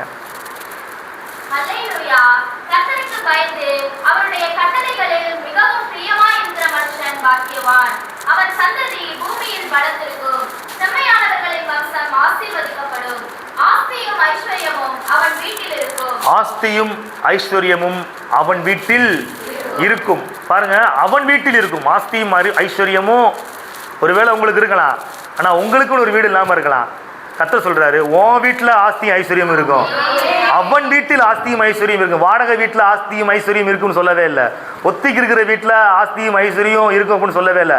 அவன் வீட்டில், அவள் வீட்டில், அவர்களுடைய வீட்டில் ஆஸ்தியும் ஐஸ்வர்யமும் இருக்கும். கரங்களை தட்டி கர்த்தரை மகிமைப்படுத்துவோம். Glory to Jesus. பாருங்க, எனக்கு தெரிந்த ஒரு நபர், ஏற்கனவே சொல்லியிருக்கிறேன், அவர் வந்து ஒரு அனாதை. அந்த மனிதர், அவருக்கு சரியான ஒரு வாழ்க்கை இல்லை. சின்ன வயசுலேருந்தே கஷ்டப்பட்டுக்கிட்டு தான் இருந்தார். குப்பை தொட்டில் தான் இருக்கிற அந்த மிச்ச மீதியான உணவுகள் இருக்குது பார்த்தீங்களா, அதை சாப்பிட்டு தான் அவர் வளர்ந்தார். ரொம்ப பசி எடுக்கிற சமயத்தில் ஒரு சில நேரத்தில் குப்பை தொட்டியில் சாப்பாடு கிடைக்காதான், வாழைப்பழ தோல் கிடைக்குமா, அந்த வாழைப்பழ தோலை என்ன பண்ணிருக்கிற சாப்பிட்டு, மாடு சாப்பிட்டு பார்த்தீங்களா, அந்த மாதிரி வாழைப்பழ தோலெல்லாம் சாப்பிட்டு நான் வயிறை ரொப்பி இருக்கிறேன் அப்படிலாம் சொல்லியிருக்கிறார் அவர். அப்படிப்பட்ட ஒரு மனுஷன் பாருங்கள், அவருடைய வாலிப வயதிலே அவர் பண்ணாத சேட்டை கிடையாது. கிரிமினலாக மாறிட்டார். இப்போ பணத்தை வந்து பறிக்கிறவராக மாறிட்டார், திருடி சம்பாதிக்கிறவராக மாறிட்டார். எல்லா விதமான போதைப் பொருட்களும் எல்லா விதமான கெட்ட பழக்கங்களும் பண்ணி ஒரு அக்யூஸ்டாகவே மாறிட்டார், தேடப்பெறும் குற்றவாளியாக மாறிட்டார். இப்படி மோசமான ஒரு வாழ்க்கை வாழ்ந்துக்கிட்டு இருக்கிறார். அந்த சமயத்தில் அவரை வந்து கர்த்தர் சந்திக்கிறார். இயேசு கிறிஸ்துவை குறித்து அவர் அறிந்து கொள்கின்றார். அவர் ரட்சிக்கப்படுகின்றார். இந்த பழைய பாவ வாழ்க்கையிலேருந்து விடுதலை அடைகின்றார். விடுதலை அடைந்து ஒரு சின்ன தொழில் செய்ய ஆரம்பிக்கிறார். அது அப்படியே வளர்ச்சி அடைய ஆரம்பிக்கிறது. ஒரு குறிப்பிட்ட நாளுக்கு அப்புறம் சொந்தமாகவே பில்டிங் கட்டி கொடுக்குற அளவுக்கு அவருடைய பொருளாதாரம் உயர்ந்து விட்டது. இப்போ சின்ன சின்ன வீடுகளை கட்டி கொடுக்குறார். அடுத்து பல அப்பார்ட்மெண்ட்ஸை கட்டி கொடுக்குறார். அப்புறம் பெரிய பெரிய ப்ராஜெக்ட் எடுத்து பெரிய இந்த பெரிய லெவலில் ஏக்கர் கணக்கில் பில்டிங்ஸ்லாம் கட்டி கொடுப்பாங்க பார்த்தீங்களா, கோல்டன் சிட்டி அந்த சிட்டின் பேர்லாம் வச்சுருப்பாங்களா, அந்த அளவுக்கு கட்டி கொடுக்குற அளவுக்கு அவர் வந்து ஒரு பெரிய உயர்ந்த நிலைமைக்கு மாறிட்டார். இப்போ அவருடைய சாட்சியை பகிர்கிறாரு. ஒரு காலத்தில் நான் ரோட்டில் சாப்பாடுக்கு வழி இல்லாமல் வாழைப்பழ தோலை தின்னு வளர்ந்துருக்கிறேன், சாப்பாட்டுக்கு மிச்ச மீதி போட்டிருப்பாங்களா அதை சாப்பிட்டு நான் வளர்ந்துருக்கிறேன். அப்படிப்பட்ட நிலைமையில் என் வாழ்க்கை இருந்துச்சு. கர்த்தர் இன்னைக்கு எனக்கு சொந்த வீட்டை மட்டும் கிடையாது, அநேக வீடுகளை கட்டி கொடுக்குற அளவுக்கு கர்த்தரை நான் ஆசீர்வதிச்சிருக்கிறேன். வீடு வாசல் இல்லை. அவர் சொல்கிறாரு, அவர் சின்ன வயசில் அந்த இருந்த சமயத்தில் அவருக்கு தங்குறதுக்கு இடம் கூட இருக்காதான். பிளாட்ஃபார்மில் தான் படுத்து கிடப்பாரான், ரோட்டில் படுத்து கிடப்பாரான், பைப்பு கட்டில் போய் படுத்து கிடப்பாரான், பஸ் ஸ்டாண்டில் படுத்து கிடப்பாரான், பஸ் ஸ்டாண்ட்லேயே தங்குவாரான், அங்கேயே போய் பாத்ரூமில் குளிச்சுட்டு வருவார், அங்கே இருக்கிற தண்ணி தான் குடிச்சு வளர்ந்தாராம். எனக்கு வீடு வாசல்னே ஒன்றுமே கிடையாது. இன்றைக்கி நான் கட்டாத வீடே கிடையாது. என்னென்ன ரகமான வீடு இருக்குதோ, என்னென்ன மாநிலங்களில் நான் இருக்குதோ, எல்லா மாநிலங்களையும் நான் கட்டாத வீடே கிடையாது. எவ்வளோ பெரிய பில்டிங்ஸ் தான் நான் கட்டிக்கிட்டு இருக்கிறேன். அந்த அளவுக்கு கர்த்தரை நான் ஆசீர்வச்சிருக்கிறேன் சாட்சி சொன்னார். நான் சொல்கிறேன், கர்த்தர் அவர் ஆராதிக்கின்ற அதே இயேசு கிறிஸ்துவை தான் நீங்களும் ஆராதிக்கிறீங்க. அவருக்கு அற்புதம் செஞ்சார் பார்த்தீங்களா, அதே இயேசு தான் உங்களுக்கு நிச்சயமாக அற்புதம் செஞ்சு உங்களை அற்புதமாக ஆசீர்வதிப்பார். பாருங்க, இந்த பூமியில் மட்டும் நம்மளுக்கு வீடை கொடுக்கிறவர் கிடையாது, பரலோகத்தில் நம்மளுக்கான ஒரு வீடை அவர் ஏற்படுத்தி வைத்திருக்கின்றார். இயேசு சொல்லியிருக்காருல்ல, சீசர்களை பார்த்து சொன்னார், நான் போய் உங்களுக்கு ஒரு ஸ்தலத்தை என்ன பண்ண போகிறேன், ஆயத்தம் பண்ண போகிறேன் அப்படின்னு சொல்கிறார். உயிர் தெளிந்து இயேசு போயிட்டார். போன பிறகு இப்போ பிலிப்பியருக்கு பவுல் எழுதுறாரு, என்ன எழுதுறாருன்னா, நம்முடைய குடியிருப்போ பரலோகத்தில் இருக்கிறது. அப்போனா இயேசு உயிர் தெளிந்து போனோடனே நம்மளுக்காக என்ன பண்ணிட்டார், ஒரு பரலோகத்தில் ஒரு வாசஸ்தலத்தை ஆயத்தம் பண்ணிட்டார். நீங்கள் என்னைக்கு ரசிக்கப்பட்டீங்களோ, என்னைக்கு இயேசு கிறிஸ்து ஆண்டவராக ரட்சகராக ஏற்றுக்கொண்டு ஞானஸ்தானம் எடுத்தீங்களோ, அப்போவே உங்களுக்கான ஒரு பேலஸ் பரலோகத்தில் ஆயத்தமாக்கப்பட்டு விட்டது. பாருங்க, பரலோகத்திலேயே உங்களுக்காக ஒரு பேலஸை ஏற்பாடு பண்ணிட்டாருன்னா பூமியில ஏற்பாடு பண்ணாம இருப்பாரா சொல்லுங்க? சொந்த குமாரன் என்றும் பாராமல் அவரே உங்களுக்காக தந்தறின தேவன், அவரோடு கூட மற்ற அனைத்தையும் தராமல் இருப்பது எப்படி? பரலோகத்திலேயே உங்களுக்காக ஒரு வீட்டை கொடுத்தவர், ஒரு மாளிகை கொடுத்தவர், பூமியில உங்களுக்கு வீடை கொடுக்க மாட்டார், நிச்சயமா கொடுப்பார் என்று விசுவாசிக்கிறவங்க மாத்திரம் கரங்களை தட்டி பெற்றுக் கொள்ளுங்க. Thank you Jesus. நிச்சயமாகவே வீடு வாசல் இல்லாதவர்களுக்கு கர்த்தர் வீடு வாசலை ஏற்படுத்தி கொடுப்பாராக. பரலோகத்திலே ஒரு வாசஸ்தலத்தை கர்த்தராகிய இயேசு கிறிஸ்து ஏற்படுத்தி வைத்திருக்கின்றார். பாருங்க, இந்த உலக பிரசித்தி பெற்ற ஒரு போதகர் பில்லி கிராம் அப்படின்ற ஒரு போதகர், அவருடைய மரணத்தை நெருங்குகின்ற நேரத்திலே ஒரு அருமையான ஒரு வார்த்தையை அவர் சொன்னார். என்ன சொன்னார்னா, I am going to live more than billion years. I am going to live more than billion years in my permanent heavenly house. நான் பில்லியன் இயர்ஸ் நான் போய்கிட்டு இருக்கிறேன், வாழ போகிறேன். நான் பல கோடி ஆண்டுகள் நான் வாழப்போகின்றேன் என்னுடைய நிரந்தர குடியிருப்பாகிய பரலோக வீட்டிலே, பரலோக மாளிகையிலே அப்படின்னு சொல்லிட்டு தன்னுடைய மரணத்தின் நடுவிலே அவர் விசுவாசத்தோடு சொன்னார். ஏன்னா நமக்காக ஒரு குடியிருப்பை கர்த்தராகிய இயேசு கிறிஸ்து பரலோகத்திலே ஏற்படுத்தி வைத்திருக்கிறார். அடுத்து ஏதேனில் அடுத்த ஒரு ஆசீர்வாதம், ஆதியாகமம் 3ஆம் அதிகாரம் 11 வாசிங்க. 3:11.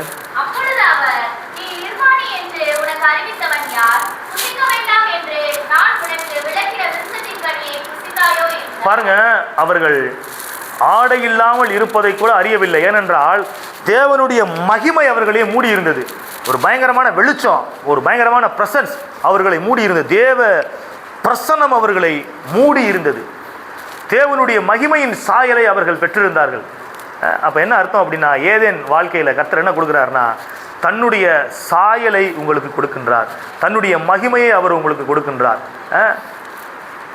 இதை செக்குலராக சொல்ல போனால் நல்ல ட்ரெஸ்ஸை கொடுக்குறார், நல்ல ஆடைகளை கொடுக்குறார். வேர்ல்டுலி பிளெஸ்ஸிங், உலகத்தரமான அந்த பிளெஸ்ஸிங்ஸில் ஆண்டு நல்ல ஆடைகளை கொடுக்குறார். எடுத்து வாசிங்களேன், மத்தேயு 6ஆம் அதிகாரம் 30வது வசனம். மத்தேயு 6ஆம் அதிகாரம் 30வது வசனம்.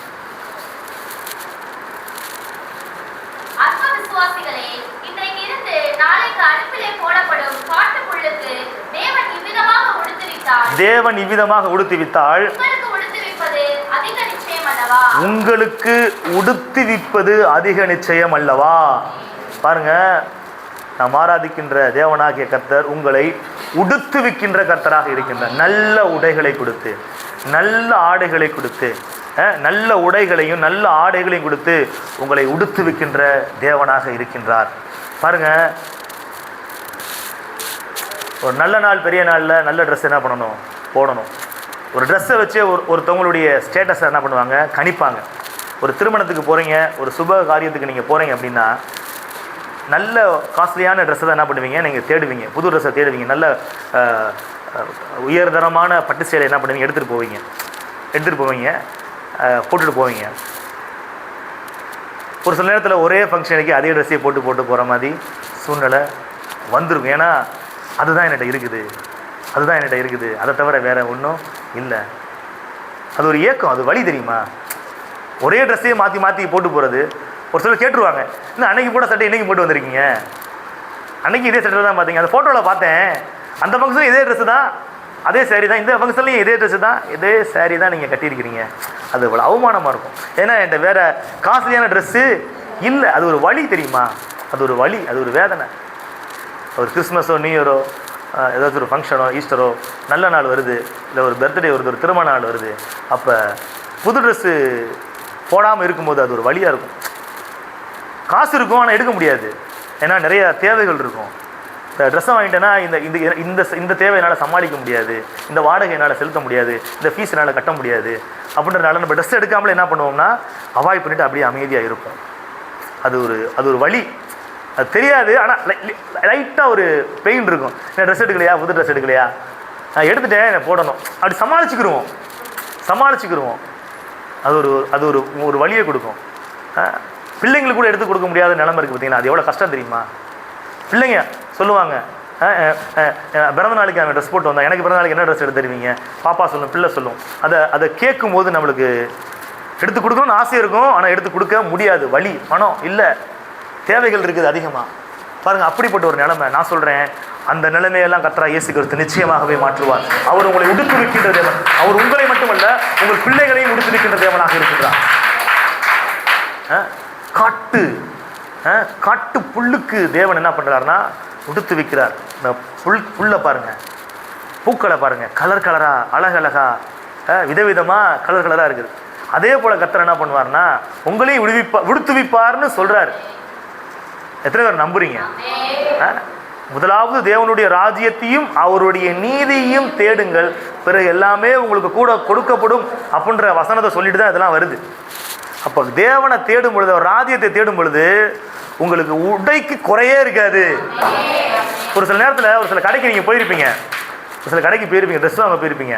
அந்த ட்ரெஸ்ஸை பார்த்தோன்னா உங்களுக்கு ரொம்ப ஆசையாக இருக்கும். அது சேரீயாக இருக்கலாம், ஒரு ட்ரெஸ்ஸாக இருக்கலாம், ஷர்ட்டாக இருக்கலாம், பேண்ட்டாக இருக்கலாம், ஆசையாக இருக்கும். ரேட்டை பார்த்தோன்னா அப்படி இருக்கும், அப்படியே மூடி வச்சுட்டு நம்ம பட்ஜெட்டுக்கு ஏற்ற மாதிரி என்ன பண்ணுவோம், பார்க்கலாம்னு சொல்லிட்டு வாங்கிட்டு வந்துடுவோம். அந்த ட்ரெஸ்ஸை வாங்கிட்டு வந்தோம், இந்த ட்ரெஸ் மேலே அப்படியே ஒரு கண்ணிலேயே போவோம். ஒரு ஏக்கம், ஒரு வலி இருக்கும் பார்த்தீங்களா? அந்த வழியெல்லாம் கர்த்தராகிய இயேசு கிறிஸ்து நிச்சயமாகவே போக்குவார். நீங்கள் ஏங்கின காரியத்தை நீங்கள் ஏங்கி ஒரு சில ட்ரெஸ்ஸை நீங்கள் பார்த்து ஏங்கியிருப்பீங்க. இந்த சேரீ எடுத்தால் நல்லாயிருக்கும், இந்த ட்ரெஸ் எடுத்தால் நல்லாயிருக்கும்னு பார்த்து ஏங்கியிருப்பீங்க. அந்த ஏக்கத்தையெல்லாம் கர்த்தர் நிச்சயமாகவே தீர்ப்பார். உங்களை அவர் உடுத்துவிக்கின்ற தேவனாக நிச்சயமாக உடுத்துவிப்பார்.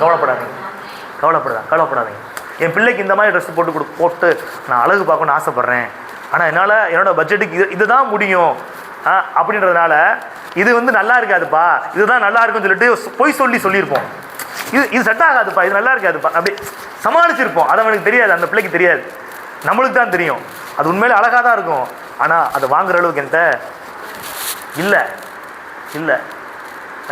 பாருங்க, இல்லாமையெல்லாம் கர்த்தர் நிச்சயமாக நீக்கி போட வல்லமை உள்ளவராக இருக்கிறார். அவர் உங்களை உடுத்துவிக்கின்ற தேவனாக இருக்கின்றார். பாருங்க, யாக்கோபு யோசேப்புக்காக பலவர்ண அங்கியை தச்சு என்ன பண்ணானா உடுத்தி வைத்தான். பாருங்க, யாக்கோபின் தேவன் உங்களுக்கு பல வர்ணமான ஆடைகளை நிச்சயமாகவே உடுத்தி வைப்பார். இளையகுமாரன் திரும்பி வர்றான், அவனுடைய தகப்பன் அவனுக்கு உயர்ந்த வஸ்திரத்தை உடுத்தி வித்தானா. நான் சொல்றேன், உங்கள் பரம தகப்பன் உங்களுக்கு காஸ்ட்லியான ட்ரெஸ்ஸை கொடுத்து உடுத்தி வைப்பார். காஸ்ட்லியான ட்ரெஸ், உயர்ந்த ரகமான. இதுக்கு முன்னாடி நீங்க கல்யாண நாளைக்கு தான் நான் அதிக ரேட்டில் சேரீ எடுத்திருக்கிறேன், அப்போ தான் அதிக ரேட்டில் நான் ட்ரெஸ் எடுத்திருக்கிறேன்னு சொல்கிற சத்தம் கேட்குது. நான் சொல்கிறேன், நீங்கள் ஆண்டுதோறும் அதிக ரேட்டில் எடுக்கிற அளவுக்கு கர்த்தர் உங்களுடைய பொருளாதாரத்தை மேம்படுத்த வல்லமை உள்ளவராக இருக்கிறார்.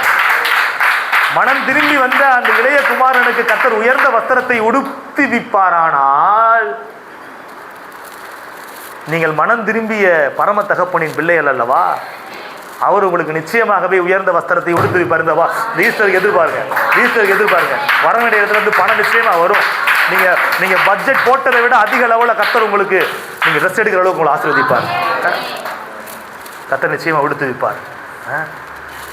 அது மட்டும் கிடையாது, அவர் நீதியின் வஸ்திரத்தை என்ன பண்ணுறாரு, கொடுக்குறாரு. பரிசுத்த அலங்காரத்தை என்ன பண்ணுறாரு, கொடுக்குறார். மெய்யான நீதி பரிசுத்தத்தை நம்மளுக்கு கொடுக்குறார். ரட்சிப்பின் சால்வை என்ன பண்ணுறாரு, நமக்கு ரட்சிப்பின் சால்வை, நீதியின் சால்வை நமக்கு கொடுத்து நம்மை உடுத்து வைக்கின்றார் என்று வசனம் சொல்கிறது. சரிங்களா? அப்போ ஏதேனில் கர்த்தர் இவ்விதமான ஆசீர்வாதங்களை எல்லாம் கொடுக்குறாரு. அடுத்து ஏதேனில் கடைசியாக நான் வாசித்து முடிச்சிடறேன். ரெண்டே ஆசீர்வாதம் மட்டும். ஏதேனில் என்ன இருந்துச்சு அப்படின்னா கனிகள் இருந்தது. என்ன இருந்துச்சு? கனிகள் இருந்தது. இன்னைக்கு உங்களுடைய வாழ்க்கையிலையும் கனிகள் இருக்க வேண்டும் என்று கர்த்தர் விரும்புகின்றார். கனிகள்னா என்னங்க சொல்லுங்க? கனிகள்னா என்ன? ஆமாம், எடுத்து வாசிங்க. கலாத்தியர் 5ஆம் அதிகாரம் 22, 23. கலாத்தியர். ஆவியின் கனியோ அன்பு இருக்கணும், சந்தோஷம் இருக்கணும், சமாதானம், நீடிய பொறுமை, தயவு, நற்குணம், விசுவாசம், சாந்தம், இச்சை அடக்கம். மொத்தம் 9 கனி இருக்குது. எத்தனை கனி? 9 கனி உங்க வாழ்க்கையில நிறைந்து இருக்க வேண்டும் என்று கர்த்தர் விரும்புகின்றார். இதுதான் ஏதேன் வாழ்வு. இதுதான் ஏதேன் வாழ்வு. அன்பு, சந்தோஷம், சமாதானம், நீடிய பொறுமை, தயவு, நற்குணம், விசுவாசம், சாந்தம், இச்சை அடக்கம், இதெல்லாம் இருக்கணும். இதில் எப்படி வரும்? இந்த கனி எப்படி வரும்? எப்படி வரும்? ஒரு மரத்துல கனி எப்படி வரும் சொல்லுங்க? சொல்லுங்க. அந்த மரம் மண்ணோடு இணைந்து இருந்தது என்றால் அது என்ன என்ன என்ன கனி கொடுக்க ஆரம்பிக்கும். அந்த மரம் இணைஞ்சிருக்கணும், ஏதோ ஒரு காரியத்தோடு இணைஞ்சிருந்தாதான். இப்போ திராட்சை செடி இருக்குது. இந்த திராட்சை செடியில் திராட்சை கொடிகள் இருக்குது. அந்த திராட்சை கொடிகளில் கனிகள் இருக்குது. இப்போ திராட்சை கொடிகளில் கனிகள் வரணும் அப்படின்னா திராட்சை கொடி எதோடு இணைந்திருக்க வேண்டும்? திராட்சை செடியோடு இணைந்திருந்தாதான் கொடிகளில் கனி வரும். ஆண்டவர் சொல்றாரு, இயேசு கிறிஸ்து சொல்றாரு, நானே திராட்சை செடி, நீங்கள் கொடிகள். ஒருவன் என்னிலும் என் வார்த்தை அவனுக்குள்ளும் நிலைத்திருந்தால் அவன் மிகுந்த கனிகளை கொடுப்பான். ஆண்டவருடைய வார்த்தையில நீங்க நினைச்சிருந்தீங்கன்னா, ஆண்டவருடைய வார்த்தையை கேட்டுக்கிட்டே இருந்தீங்கன்னா உங்களுக்குள்ள நற்குணங்கள் எல்லாம் வர ஆரம்பிக்கும். துர்குணம் எல்லாம் அகன்றுவிடும். துர்குணம் எல்லாம் அகன்றுவிடும், நற்குணங்கள் உண்டாகிவிடும். உங்களுக்குள்ள ஒரு சில கேரக்டர் உங்களுக்கே பிடிக்காத ஒரு சில குணநலங்கள் இருக்கும். அது குணநலங்கள்னு சொல்லக்கூடாது, உங்களுக்கே பிடிக்காத ஒரு சில குணங்கள் இருக்கும். பொசுக்குன்னு ஒரு ஆள் கோவம் வரும். ஒரு சில பேருக்கு மன்னிக்கவே மாட்டாங்க. ஒரு சில பேருக்கு பழி வாங்கணுன்ற எண்ணம் இருக்கும். ஒரு சில பேருக்கு நிறைய அப்படி சொல்லிக்கிட்டே போனால் சாந்த குணம் இருக்கவே இருக்காது, பொறுமை இருக்காது, பொறுமையை உட்காரவே மாட்டாங்க, எந்த விஷயத்துலையுமே பொறுமையாக இருக்க மாட்டாங்க. ஒரு சில பேருக்கு இச்சை அடக்கம் இருக்காது. இப்படி நிறையா உங்களுக்கே பிடிக்காத குணநலங்கள் உங்களுக்குள்ள இருக்கும். அதையெல்லாம் நீக்கி போடணும்னா, அதெல்லாம் உங்களை விட்டு அகலணும்னா நீங்கள் இயேசுவோடு இணைய வேண்டும், கர்த்தருடைய வார்த்தையில் இணைய வேண்டும், அவருடைய வசனத்தை தொடர்ச்சியாக கேட்க வேண்டும். அப்பொழுது அந்த கெட்ட கனிகள் எல்லாம் நீங்கி நல்ல கனிகள் உங்களுக்குள்ளே கனி கொடுக்க ஆரம்பிக்கும். அப்போ கனி கொடுக்கின்ற ஒரு வாழ்க்கை நம்ம வாழணும். அதான் இப்போ வரங்களை வச்சுக்கிட்டு நம்ம பரலோகம் போயிடலாமான்னா போக முடியாது. வரங்களை வச்சுட்டு பரலோகம் போயிட முடியுமா? போக முடியாது.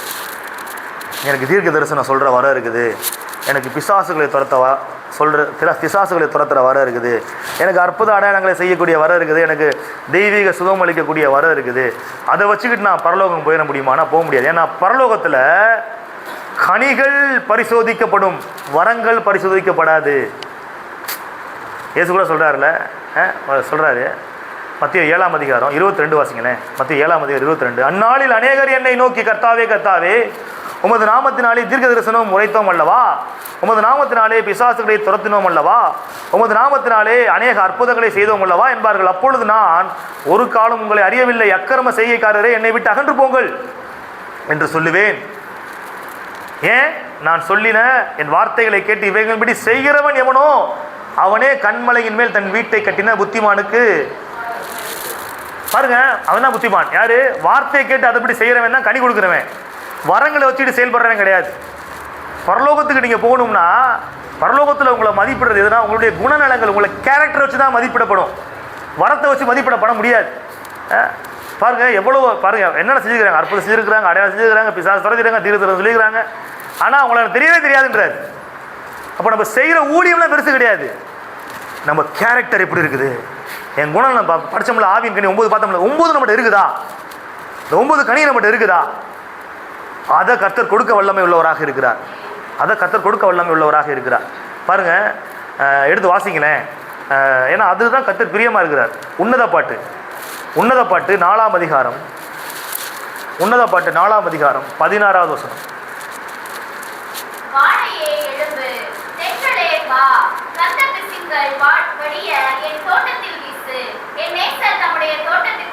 என் நேசர் தம்முடைய தோட்டத்திற்கு வந்து தமது அருமையான கனிகளை. அப்ப நம்மகிட்ட வந்து கர்த்தர் விரும்புறது எது அப்படின்னா, நம்மகிட்ட இருக்க நல்ல குணநலங்கள், நல்ல கேரக்டர், அதுதான் ஒரு கனி. அதை அவர் வந்து பறிக்கணும். நேசராக இயேசு கிறிஸ்து, நம்முடைய ஆத்ம நேசராக இயேசு கிறிஸ்து, அதை வந்து பறிக்கணும். அப்ப நல்ல குணநலங்களை நான் என்ன பண்ணணும்? வளர்த்து கொள்ள. நல்ல குணநலங்கள் எப்படி வளரும் சொல்லுங்க? நல்ல வார்த்தைகளை கேட்க கேட்க நல்ல குணநலங்கள் வளரும்.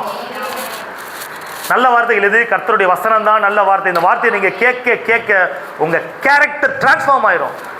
நீங்க சிந்திச்ச சிந்தனையெல்லாம் மாறிடும். நீங்க பேச்சு மாறிடும். இங்க இருக்கிறவங்க எவ்வளவு பேர் எனக்கு தெரியும், ஒரு சில பேர்லாம் தெரியும், வாயை திறந்தா கெட்ட வார்த்தை மட்டும்தான் வரும். இப்ப தேடியும் காணாதிருப்பாயாகன்னு சொன்ன வசனத்தின்படி வாயில கெட்ட வார்த்தையை கண்டுபிடிக்கவே முடியாது, வர்றது இல்லை. சண்டைக்கு முதலா போவாங்க. இப்ப சண்டைனா கண்டுபிடிக்க முடியாது, அவங்களை பார்க்க முடியாது. சண்டையில் முதலாக பார்க்கலாம், இப்போ சண்டைக்குள்ள பார்க்க முடியாது. சாந்த சொருபியாக மாறிட்டாங்க. ஒரு சிலத்துக்கு பொறுமையாக இருக்காது, பயங்கரமாக கோவம் வரும். இப்போ பொறுமையாக இருக்கிறாங்க. ஏன் அப்படின்னா கேரக்டரை ஆண்டவர் மாற்றிக்கிட்டு இருக்கிறாரு. வசனத்தின் மூலமாக அவர்களுக்குள்ள கனிகளை கொடுக்க வச்சுக்கிட்டு இருக்கிறார். இதெல்லாம் கர்த்தர் கொடுக்க வல்லமை உள்ளவராக இருக்கிறார். கடைசியாக ஏதேன் என்ன இருந்துச்சுன்னா நதி இருந்துச்சு. என்ன இருந்துச்சு? நதி இருந்துச்சு. எடுத்து வாசிங்களேன். ஆதியாகமம் 2ஆம் அதிகாரம் 10வது வசனம். கடைசியாக வாசித்து முடிச்சிருவோம்.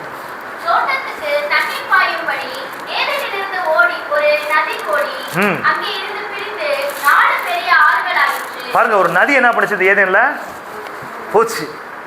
நதி என்பது பரிசுத்தாவியின் அபிஷேகத்தை குறிக்கக்கூடியதாக இருக்கிறது. எடுத்து வாசிங்க. யோவான் 7ஆம் அதிகாரம் 38வது வசனம். 7:38.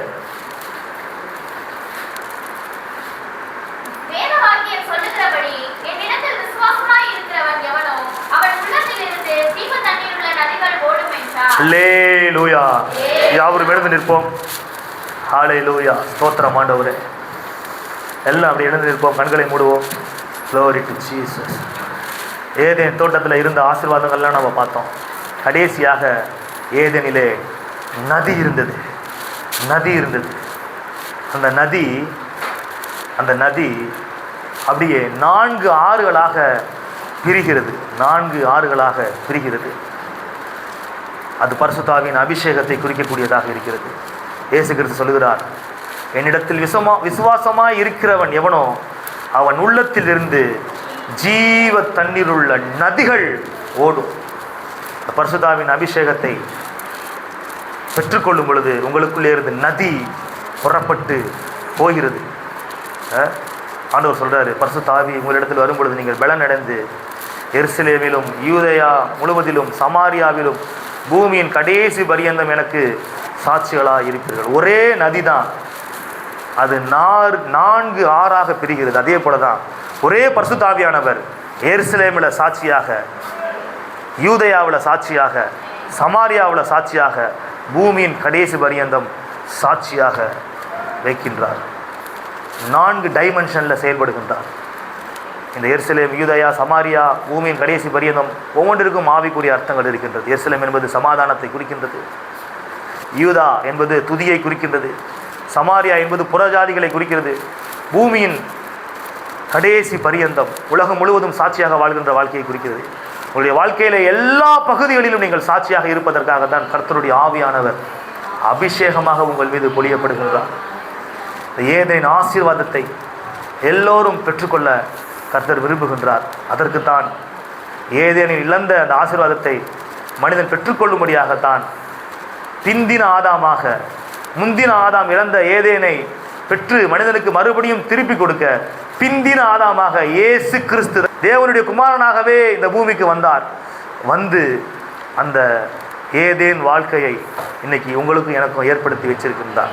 இந்த ஏதேன் ரகமான வாழ்க்கையை பெற்றுக்கொண்டு இந்த உலகத்திலே சாட்சியாகவும் அநேகருக்கு ஆசீர்வாதமான ஒரு பாத்திரமாகவும் இருக்க கர்த்தர் உங்களை அழைக்கின்றார். இயேசு கிறிஸ்து உங்களை அழைக்கின்றார். இயேசு கிறிஸ்துவை உங்களுடைய ஆண்டவராக, இரட்சகராக உங்களுடைய இருதயத்தில் ஏற்றுக்கொள்ளுங்கள். அவர் உங்களுடைய வாழ்க்கையை வளமாக, நலமாக, ஆசீர்வாதமாக, செழிப்பாக, பிரமிக்கத்தக்க ரீதியிலே மாற்ற வல்லமை உள்ளவராக இருக்கின்றார். இயேசுவே, இந்த ஜனங்களை எல்லாம் ஆண்டவரை ஆசீர்வதிப்பீராக. ஏதேன் வாழ்க்கையை இவர்கள் சுதந்திரித்து கொள்ளட்டும். இவங்க தனிப்பட்ட வாழ்க்கையில் ஏதேன் இருக்கட்டும், இவங்க குடும்ப வாழ்க்கையில் ஏதேன் இருக்கட்டும், பிள்ளைகளுடைய வாழ்க்கையில் ஏதேன் இருக்கட்டும், செய்கிற வியாபாரத்தில் தொழிலை ஏதேன் ஆசீர்வாதம் இருக்கட்டும். கர்த்தாவே, கர்த்தர் ஆசீர்வதிங்க. இயேசு கிறிஸ்துவின் நாமத்தினாலே பிதாவே, ஆமென்.